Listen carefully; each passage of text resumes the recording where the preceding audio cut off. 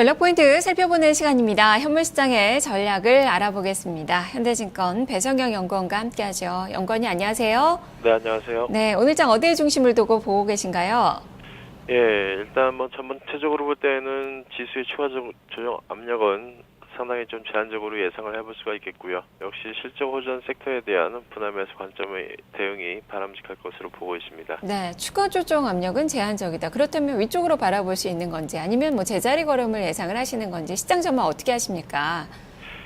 예, 어제까지 10일 거래일 연속 지수가 음봉이 출현이 되면서 전체적으로 거래대금 감소 속에서 시장의 흐름은 조정의 흐름을 보이고 있습니다. 역시 수급적인 측면에서는 외국인 매수세가 둔화되고 있는 그런 상황인데요.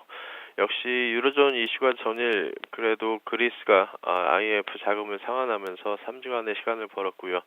유로그룹 회의 역시 이견을 좁히는 그런 과정 속에서 조금은 진전된 그런 흐름들을 보이고 있기 때문에 브렉시트 우려는 당분간 좀 완화될 것으로 기대를 해볼 수가 있겠습니다. 또한 최근 독일과 채권 시장의 그런 버블 논란이 일어나고 있는 상황이고요. 그에 따라서 국채 수익률이 급등하면서 채권과 주식시장의 그런 변동성이 다소 확대되기는 했지만 역시 어제 미국 3년물 국채 응찰률이 기대치를 상회하면서 차츰 안정세를 찾아가는 그런 모습들이 나타나고 있기 때문에 리스크 요인들은 다소 완화가 되고 있다라고 판단을 해볼 수가 있습니다.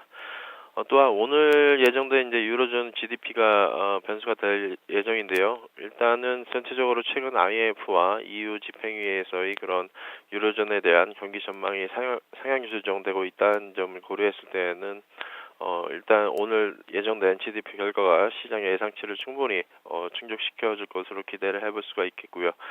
그렇다 그러면 역시 유로존 경기 회복에 대한 신뢰가 강화되면서 시장도 차츰 안정을 찾지 않을까 예상을 해볼 수가 있겠습니다. 또한 오늘 예정된 이제 미국 소매 판매 역시 지난 주말 발표된 고용지표의 회복세를 고려할 때에는 무난한 개선세가 예상이 되고요. 그에 따라서 전반적인 시장 흐름도 안정을 찾을 것으로 예상하고 있습니다. 네. 자, 그러면 문제는 전략인데요. 실적주에 대해서 실적 호전 섹터를 좀 주목을 하자라고 말씀해 주셨는데 구체적으로 어느 쪽을 좀 봐야 되는 건지 좀 자세하게 설명을 해 주시죠.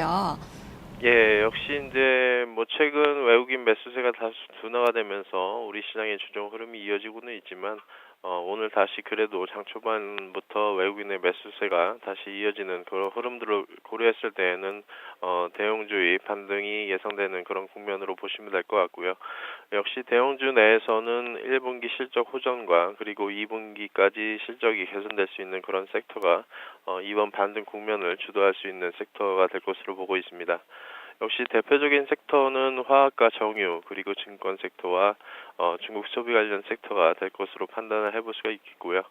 전체적으로 볼 때는 이러한 sek터들에 대한 꾸준한 관심이 2분기 이후까지는 유효할 것으로 예상되기 때문에 역시 주도주에 대한 관심이 중요할 것으로 보고 있습니다. 코스닥 시장과 관련돼서는 역시 이제 어닝 시즌이 빠르게 진행이 되면서 종목별로 다소 변동성이 확대되는 그런 모습들이 나타나고 있기 때문에 다소 리스크 관리가 필요한 시점으로 보고 있고요. 역시 어제 실적을 발표했던 컴투스라든가 슈피겐 코리아 등이 다소 주가의 하락 변동성이 커지고 있다는 점을 고려할 때에는 역시 코스닥 시장은 실적 호전주 위주로 선별적인 접근이 바람직한 시점으로 보고 있습니다. 네, 알겠습니다. 말씀 잘 들었습니다. 네, 감사합니다. 네, 컴투스 그리고 슈피겐 코리아에 대한 그 이야기도 좀 해주셨네요. 자, 배성경 연구원과 함께 현물시장의 전략을 알아봤습니다. 자.